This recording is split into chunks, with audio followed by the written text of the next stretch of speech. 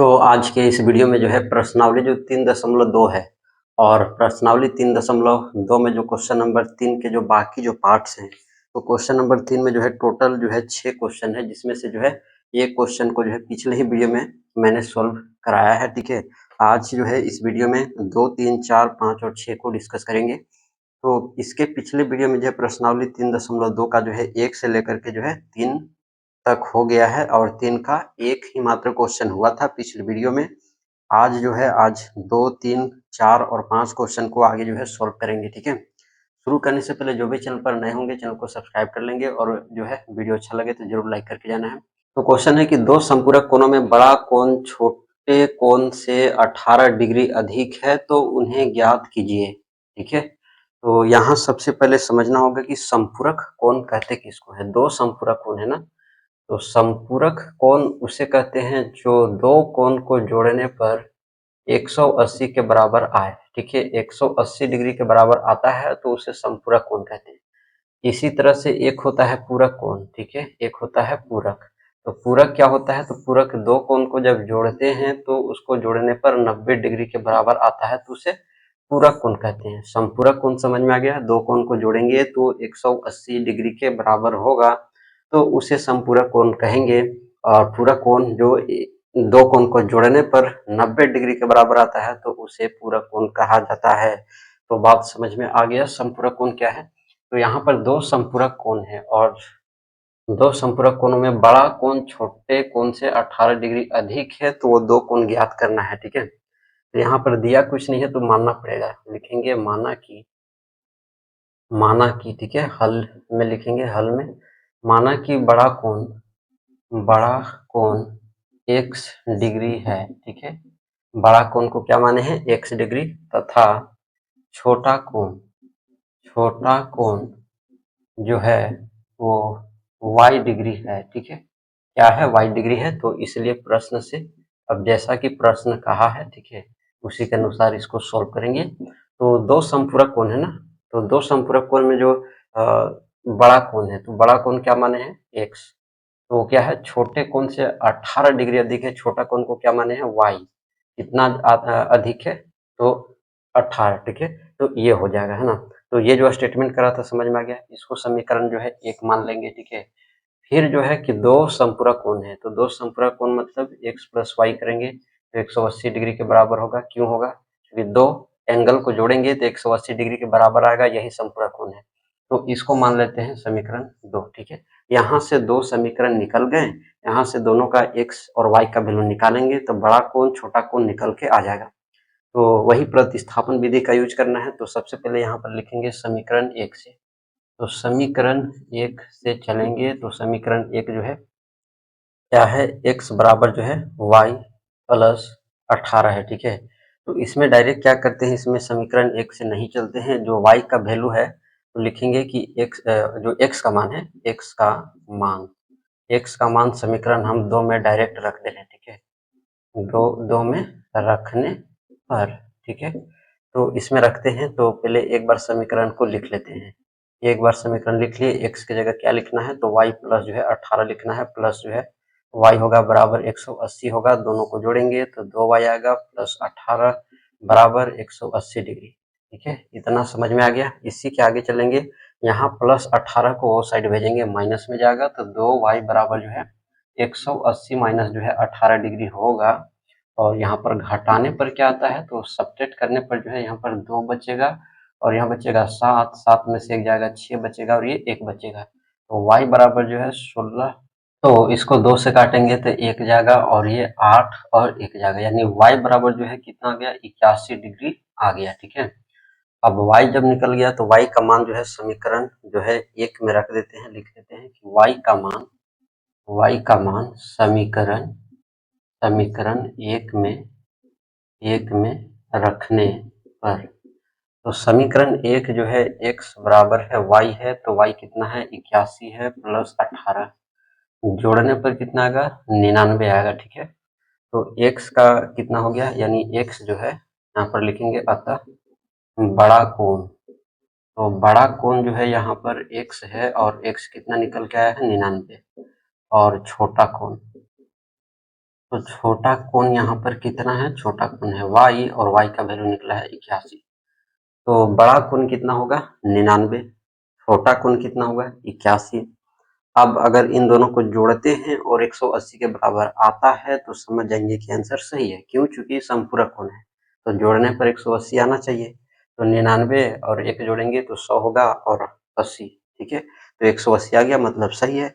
Answer भी इसमें सही होगा। ठीक है, इस तरह से जो है क्वेश्चन नंबर 3 का जो सेकेंड वाला है सोल्व करना है। ठीक है, तो ये जो है सॉल्व हो गया। ठीक है, तो यहाँ पर भी जो है आंसर में जो है सही है। ठीक है, x का मान 99 है और y का मान जो है 81 है।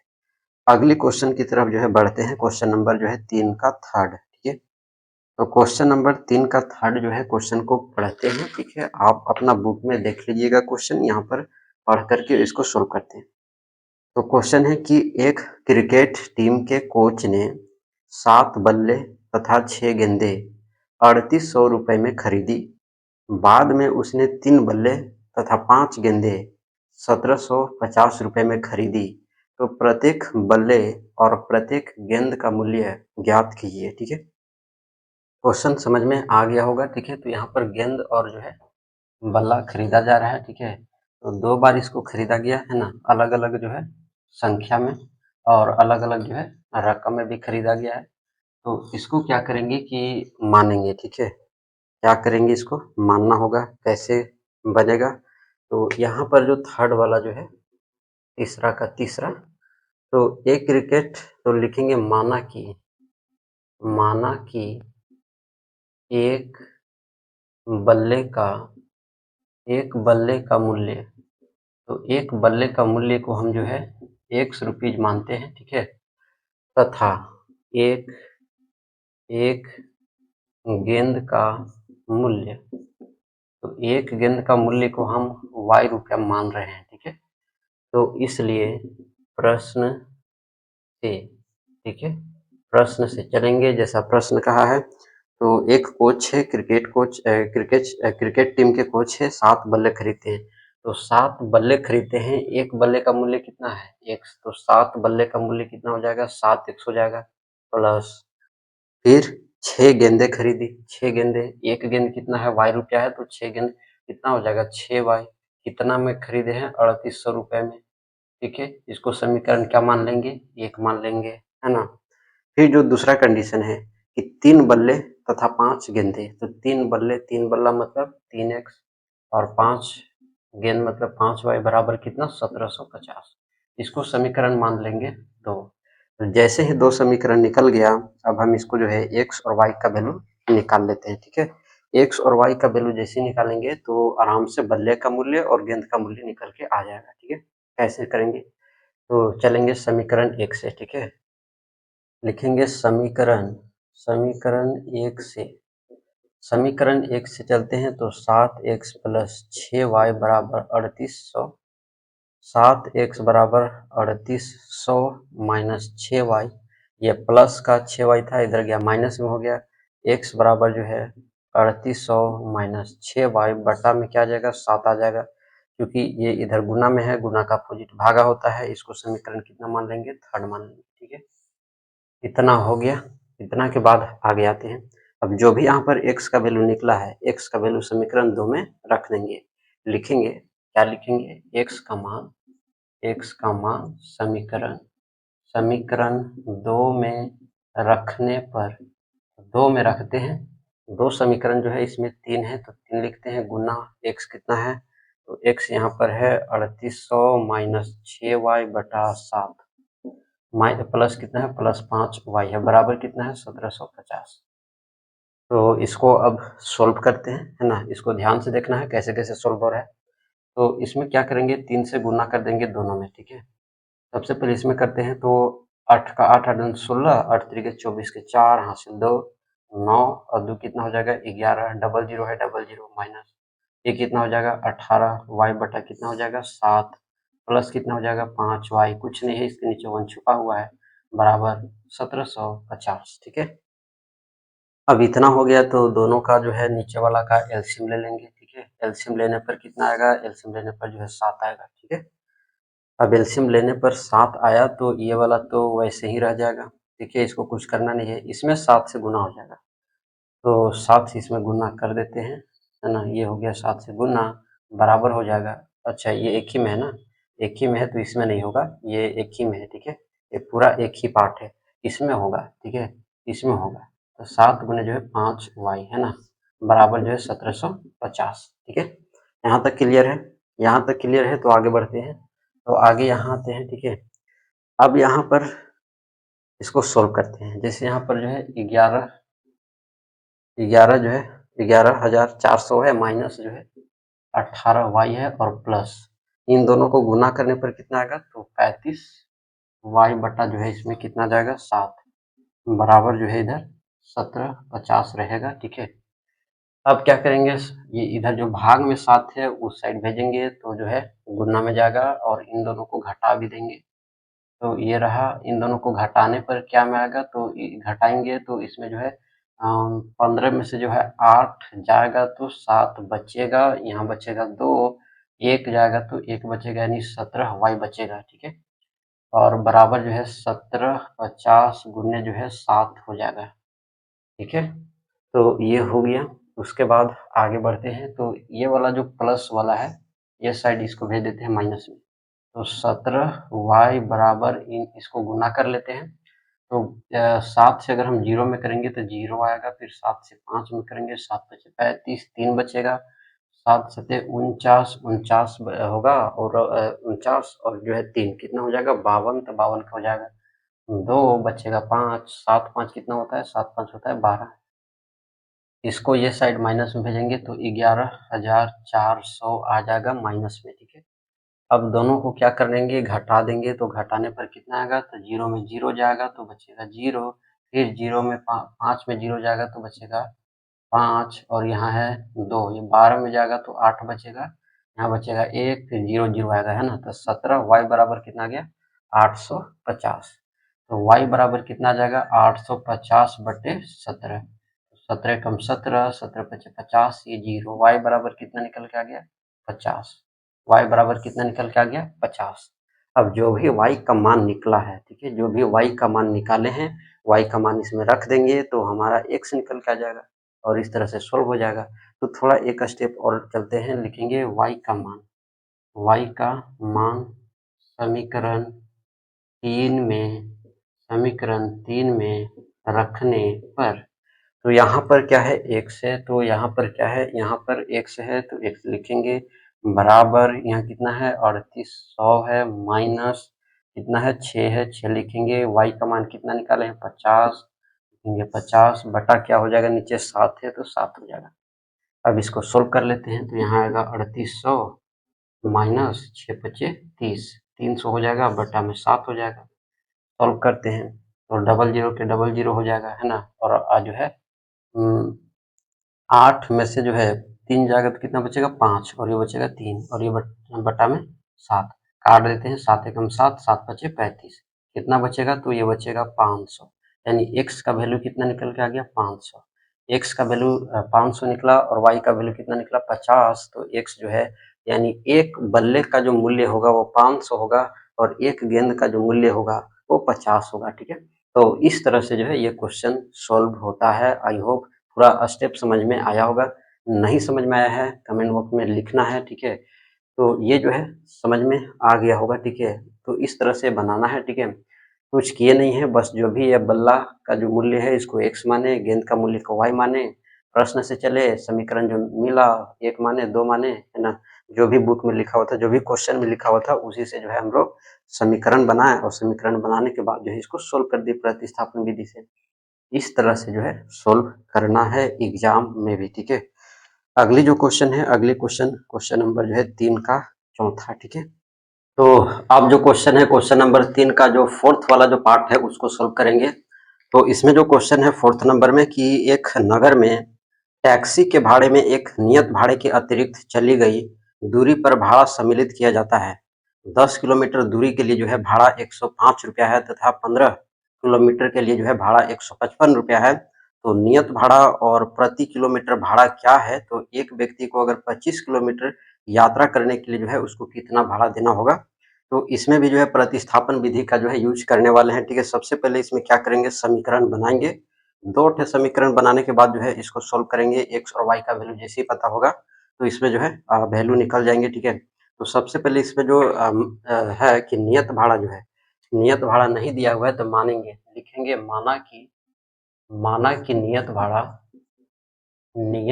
भाड़ा x है, ठीक है। तो नियत भाड़ा को x माने हैं, है ना, और तथा तथा प्रति प्रति किलोमीटर जो भाड़ा है वो y रुपया है। तो ये 2 चीज़ माने हैं। तो ये जो है कि नियत भाड़ा को x माने हैं और जो है प्रति किलोमीटर जो भाड़ा है उसको y रुपया माने हैं, ठीक है। तो इसमें जो कंडीशन है, इसमें जो कंडीशन बोला गया है कि 10 किलोमीटर दूरी के लिए जो है 105 रुपया जो है भाड़ा देना पड़ता है। तो इसका समीकरण क्या होगा, तो नियत भाड़ा क्या है x, ठीक है, और 10 किलोमीटर प्रति जो है प्रति किलोमीटर है ना, तो 10 वाई इसमें क्या हो जाएगा और बराबर कितना देना पड़ रहा है, 105 रुपया दे रहा है। तो यहाँ से समीकरण जो है एक निकल के आएगा, ठीक है। फिर इसमें जो दूसरा कंडीशन कहा गया है, दूसरा कंडीशन जो इसमें बोला है कि 15 किलोमीटर के लिए जो है भाड़ा 155 रुपया है, ठीक है। तो इसको क्या करेंगे, तो x जो है x प्लस 15 y बराबर कितना हो जाएगा, 155 हो जाएगा। इसको समीकरण जो है 2 मान लेंगे, ठीक है। तो अब जैसे ही समीकरण 2 ठे निकले, इसमें x और y का वैल्यू निकालेंगे, ठीक है। तो जो है नियत भाड़ा और जो है प्रति किलोमीटर भाड़ा जो है निकल जाएगा। सबसे पहले करेंगे क्या, तो चलेंगे समीकरण 1 से, ठीक है। तो लिखेंगे समीकरण 1 से, समीकरण 1 से x का वैल्यू निकालेंगे। तो लिखेंगे x प्लस जो है 10y बराबर जो है 105 होगा और x बराबर जो है 105 माइनस 10y होगा। यहाँ से जो है x का वैल्यू निकल गया, तो यहाँ समीकरण इसको जो है थर्ड मानेंगे, ठीक है। अब समीकरण थर्ड मान लिए तो x का वैल्यू अभी एग्जैक्ट नहीं निकला है, ठीक है। एग्जैक्ट निकालने के लिए समीकरण 2 में जो है इसका मान रखेंगे, ठीक है। तो लिखेंगे फिर से नीचे कि x का मान जो है, x का मान समीकरण 2 में रखने पर, ठीक है। तो समीकरण 2 में रखने पर जो है क्या निकलेगा, y का वैल्यू देखते हैं। तो यहाँ x है और x की जगह क्या रखना है, 105 माइनस जो है 10y रखना है और प्लस जो है 15y है बराबर 155 है। यहाँ से जो है 10 और 15 दोनों घटेंगे तो 5y होगा और ये जो प्लस जो है 105 जो है वो साइड भेजेंगे तो जाएगा माइनस में, तो 155 माइनस जो है 105 होगा। तो यहाँ से 5y बराबर जो है क्या निकलता है, 0 निकलेगा, 5 यानी 50 निकलेगा। तो y का वैल्यू जो एग्जैक्ट निकलेगा वो जो है 50/5 यानी काटने पर जो है y का वैल्यू कितना निकल गया, 10।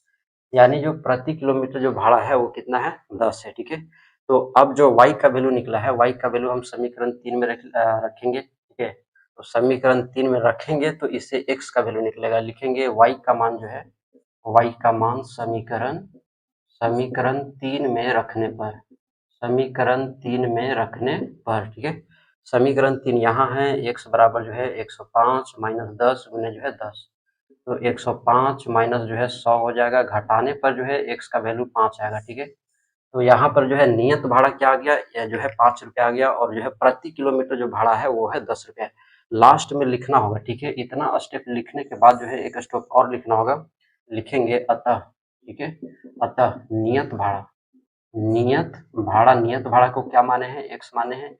x का वैल्यू कितना निकला है, 5 निकला है, तो लिख देंगे 5 और जो है प्रति किलोमीटर है ना, प्रति किलोमीटर जो भाड़ा है और प्रति किलोमीटर भाड़ा को क्या माने हैं, इसको माने हैं y और y का जो वैल्यू आया है वो है 10, ठीक है। तो इस तरह से जो है नियत भाड़ा जो है 5 रुपया निकल गया और प्रति किलोमीटर जो भाड़ा है वो 10 रुपया निकल गया। तो ये जो थर्ड का जो क्वेश्चन जो चौथा जो पार्ट था ना वो सॉल्व हो गया, ठीक है। तो इससे जो है तीसरा जैसा जो है मतलब ये इसमें तो प्रतिस्थापन विधि का यूज़ करना ही है। तो इस तरह से जो है एग्जाम में भी जो है बनाना है, ठीक है। अगली जो पार्ट है उसको सॉल्व करते हैं। तो अब जो है क्वेश्चन नंबर 5 यहाँ से होता है, ठीक है। क्वेश्चन नंबर 5 को पढ़ते हैं। तो क्वेश्चन नंबर 5 में जो है कि यदि किसी भिन्न के अंश और हर दोनों में 2 जोड़ दिया जाए तो वह जो है 9/11 हो जाता है, ठीक है। और यदि अंश और हर दोनों में जो है 3 जोड़ दिया जाए तो वह जो है 5/6 हो जाती है। तो वह भिन्न जो है ज्ञात करना है। यानी इसमें जो फ्रैक्शन है उसको पता करना है, कैसे फ्रैक्शन होगा, इसमें भी जो है अंश और हर को मानेंगे, ठीक है। तो ये समझ में आ गया, ठीक है। इसमें कहीं भी डाउट होगा तो कमेंट बॉक्स में ज़रूर बताना है, ठीक है। अगली जो पार्ट है उसको सोल्व करते हैं, है ना। अंश और हर भिन्न ज्ञात करना है, तो भिन्न होता है अंश बटा हर, ठीक है। तो अंश और हर को जो है मानेंगे, है ना, एक्स वाई। और उससे जो है कंडीशन फिर दिया हुआ है, उसी कंडीशन को फॉलो करके जो है इसका इक्वेशन निकालेंगे, उसके बाद जो है इसमें भिन्न निकल जाएगा। ठीक है, तो सबसे पहले मानेंगे, लिखेंगे कि माना कि ये जो है पांचवा पार्ट सोल्व होने वाला है। ठीक है, लिखेंगे माना कि अंश जो है वो x है। ठीक है, तथा हर जो है वो क्या है, y है। तो अंश को क्या माने हैं, x माने हैं, और हर को क्या माने हैं, y माने हैं। ठीक है, अब कंडीशन जो है कि कंडीशन यहाँ पर कहा है, यदि किसी भिन्न के अंश में और हर दोनों में 2 जोड़ दिया जाए, यानी जो है अंश में भी 2 जोड़ने के लिए कहा जा रहा है और हर में भी जो है 2 जोड़ने के लिए कहा जा रहा है। तो दोनों में 2-2 जोड़ दिए और जोड़ने पर कितना आता है, तो 9 बटा जो है 11 हो जाता है। 9 बटा क्या हो जाता है, 11 हो जाता है। ठीक है, जो है क्रॉस मल्टीप्लाई कर देते हैं। 11 से अगर हम इसमें करते हैं तो 11 जो है होगा और x प्लस 2 होगा, बराबर में जो है 9y प्लस क्या होगा, 2 होगा। 11 से अंदर मल्टीप्लाई करते हैं तो 11x होगा प्लस जो है 22 होगा, और इधर 9y प्लस जो है 18 होगा। अगर हम x को इस तरफ लाए, y वाला को इस तरफ लाए, तो माइनस में आएगा y और बराबर जो है 18 होगा, प्लस वाला इधर जाएगा तो हो जाएगा 11x माइनस 9y बराबर जो है 4 आएगा, और इसको इक्वेशन मान लेना है 1। ठीक है, फ्रैक्शन में था, फ्रैक्शन में हम इसको जो है सॉल्व कर दिए, इसको इक्वेशन 1 मानेंगे। ठीक है, अब इसमें सेकेंड जो कंडीशन है कि अंश और हर में दोनों में जो है 3-3 जोड़ा जा रहा है, तो x प्लस 3 लिखेंगे और y प्लस 3 लिखेंगे, बराबर जो है 5 बटा कितना हो जा रहा है, 6 हो जा रहा है। ठीक है, तो यही कंडीशन में जो है लिखा हुआ है, सेकंड कंडीशन जो बोला गया है कि यदि अंश और हर दोनों में जो है 3 जोड़ दिया जाए तो वो जो है 5 बटा 6 हो जाती है। ठीक है, तो ये हो गई है ना। अब इसको भी क्या करते हैं, क्रॉस मल्टीप्लाई कर देते हैं, 6 से करते हैं तो 6x प्लस जो है 3 होगा, और इधर जो है 5y प्लस जो है 3 होगा। इतना हो गया। अब इसको अंदर मल्टीप्लाई करते हैं, 6x प्लस जो है 18 होगा, और इसको करेंगे तो 5y प्लस 15 होगा। ठीक है, इतना होने के बाद यहाँ आगे आते हैं, अगले स्टेप क्या है, तो 6x, अब ये वाली जो 5y जो इधर प्लस में है इधर लाएंगे माइनस में होगा, बराबर जो है ये क्या है, 15 है, लिखेंगे 15, और ये जो प्लस में 18 है उसको इस साइड भेजेंगे तो जाएगा माइनस में, तो 6x माइनस 5y बराबर क्या हो जाएगा, -3। इसको इक्वेशन मानेंगे सेकंड। ठीक है, तो इसको इक्वेशन क्या मानेंगे, सेकंड मानेंगे। अब जो है समीकरण 1 से चलेंगे, समीकरण 1 से। ठीक है, समीकरण 1 से x का वैल्यू निकालेंगे तो लिखेंगे 11x माइनस 9y बराबर -4 है, तो 11x बराबर -4 प्लस 9y, तो x बराबर क्या आ जाएगा, -4 प्लस 9y बटा क्या हो जाएगा, 11। इसको इक्वेशन मानेंगे थर्ड। ठीक है, अब ये इक्वेशन थर्ड हो गया, तो x का मान जो है समीकरण जो है 2 में रखेंगे। ठीक है, लिखेंगे कि x का मान जो है, x का मान समीकरण 2 में रखने पर। ठीक है, अब 2 में समीकरण जो है x का मान जो है समीकरण 2 में रखने वाले हैं, देखते हैं क्या जो है y का वैल्यू यहाँ से निकल के आता है। तो लिखेंगे, तो 6 है, 6 लिखेंगे, x के बदले जो है -4 प्लस जो है 9y लिखेंगे, बटा जो है 11 है, और यहाँ -5y है, -5y लिखेंगे, बराबर में जो है -3 लिखेंगे। अब क्या करेंगे, तो अब जो है इसको अंदर मल्टीप्लाई करते हैं तो माइनस जो है 24 आ जाएगा, फिर 9 में करेंगे तो 54y आएगा, बट्टा क्या हो जाएगा 11 माइनस जो है 5y, इसके नीचे कुछ नहीं है, एक छुपा हुआ है, माइनस जो है 3 होगा। ठीक है, इतना हो गया। उसके बाद जो है दोनों को एलसीएम ले लेंगे, 11 और 1 का जो एलसीएम आता है वो 11 आता है, 11 के पारा में जो है 24 प्लस 54y रहेगा, माइनस जो है ये कितना हो जाएगा, 55y हो जाएगा, बराबर -3 होगा। ठीक है, अब इतना हो गया तो क्या करेंगे, जो डिवाइड में जो 11 है वो साइड भेजेंगे, मल्टीप्लाई में जाएगा, दोनों को सब्ट्रैक्ट करेंगे, लिखेंगे -24 जो है माइनस वाई बराबर जो है क्या हो जाएगा, -3 गुने 11। क्या किए, 11 इधर भाग में था वो साइड भेजे, गुना में गया, और इन दोनों को जो है घटा दिए, तो 55y में से 54y अगर घटेगा तो क्या आएगा, -y सिर्फ आएगा। ठीक है, 55 में माइनस है और 54 में जो है प्लस है, तो घटाने पर -y आएगा। लिखेंगे अगला स्टेप में क्या कि -y को इधर ही छोड़ देंगे, इन दोनों को गुना करेंगे तो -33 आएगा, और इस वाले जो माइनस जो 24 है ये साइड आएगा तो प्लस में 24 होगा, तो -y बराबर जो है इसको घटाने पर कितना आ जाएगा, तो घटाएंगे इसको हम तो 24 9 आएगा। ठीक है, -9 आएगा, माइनस और माइनस कट जाएगा, y बराबर जो है 9 आएगा। ठीक है, अब जो भी y का वैल्यू निकला, y का वैल्यू का मान किस में रख देंगे, समीकरण 3 में रखेंगे, तो यहाँ से x का वैल्यू निकल के आ जाएगा, और इस तरह से जो भिन्न निकल जाएगा। लिखेंगे क्या कि y का मान समीकरण 3 में रखने पर, ठीक है, समीकरण 3 में रखने पर, समीकरण 3 कहाँ, यहाँ है, लिखेंगे x बराबर -4 प्लस 9 गुने जो है 9 लिखेंगे, चूंकि y का मान जो है 9 निकाले हैं, बट्टे में क्या है, बट्टे में 11 है, बराबर देंगे -4 प्लस 81 बट्टा जो है 11 होगा, घटाएंगे, अगर 81 में से 4 जाता है तो 77 बचेगा, बट्टा में जो है 11 होगा, ठीक है। x बराबर यहाँ से कट करके क्या आएगा, 7 आएगा, ठीक है। x जो है कितना आएगा, 7 आएगा।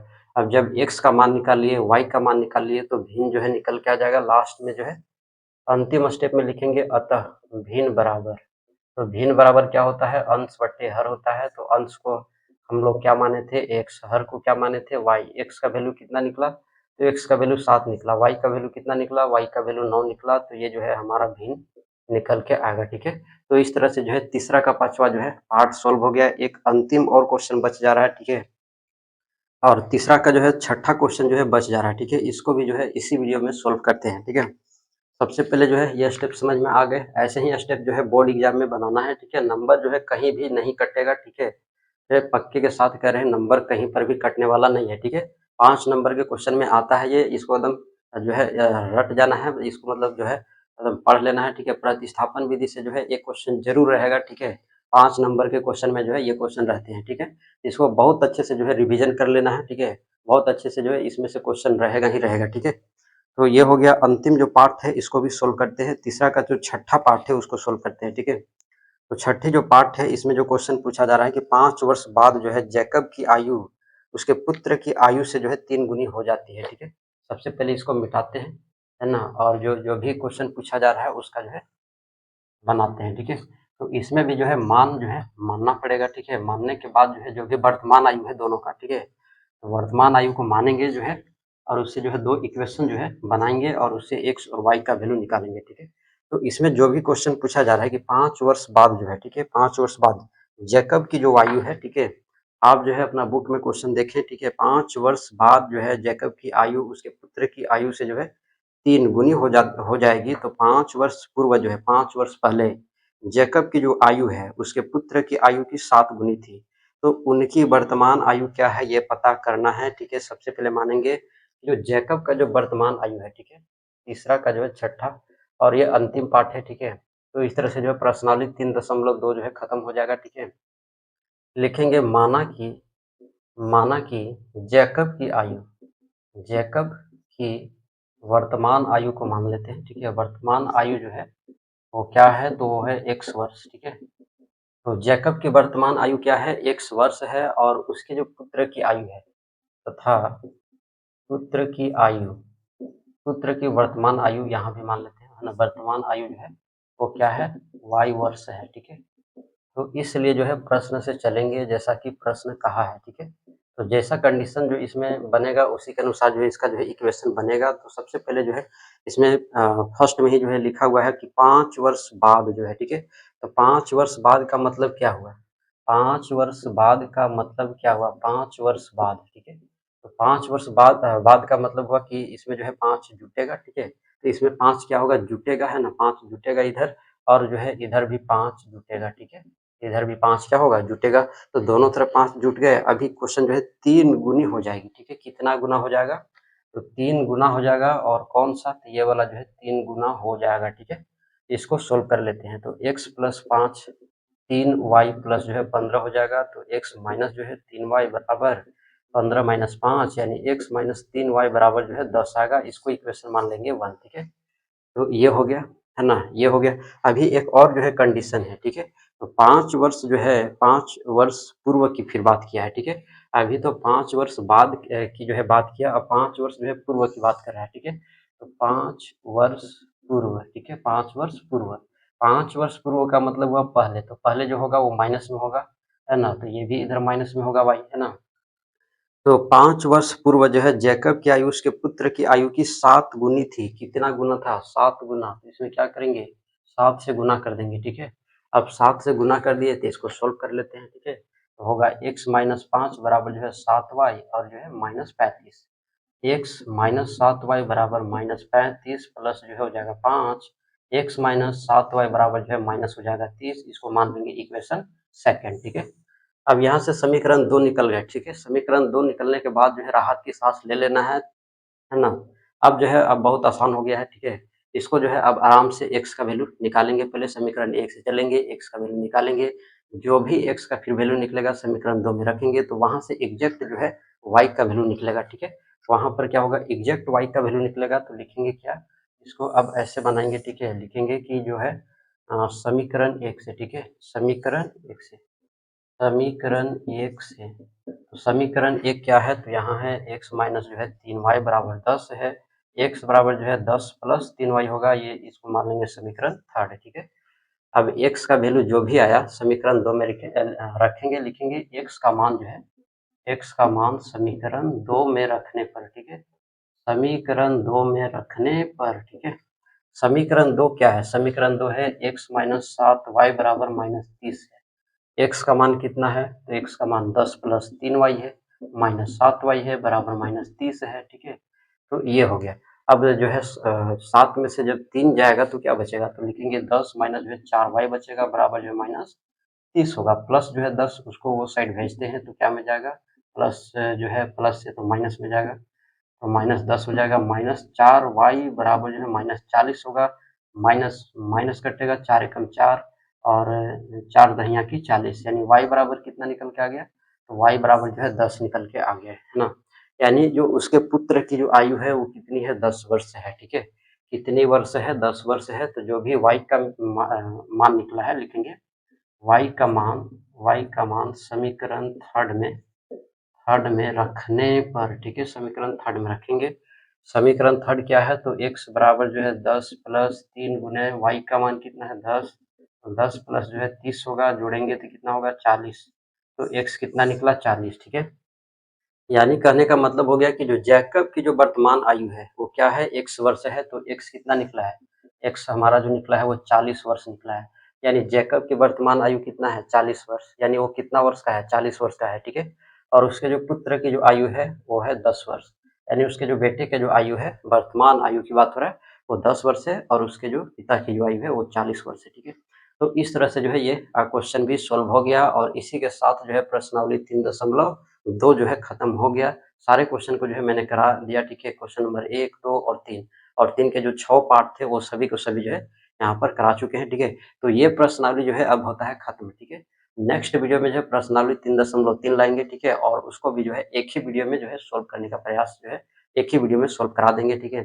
तो इसलिए जो है चैनल पर जो भी नए हैं चैनल को जरूर सब्सक्राइब कर लेंगे, क्योंकि इस चैनल पर जो है मैथ का तो मिल ही रहा है, साथ ही साथ विज्ञान का भी मिलेगा, साथ ही साथ सामाजिक विज्ञान का भी जो है मिलेगा, है ना। और सारे सब्जेक्ट जो है, हिंदी है, इंग्लिश है, सारे सब्जेक्ट का प्लेलिस्ट इस चैनल पर बना हुआ है, तो चैनल को जरूर सब्सक्राइब कर लेना है और लाइक करना है, ठीक है। हर एक सब्जेक्ट का अलग-अलग प्लेलिस्ट है, वहाँ से जाके आप देख सकते हैं, ठीक है। और किसी तरह का मन में डाउट रहता है तो कमेंट बॉक्स में ज़रूर लिखना है, ठीक है। मिलते हैं नेक्स्ट वीडियो में।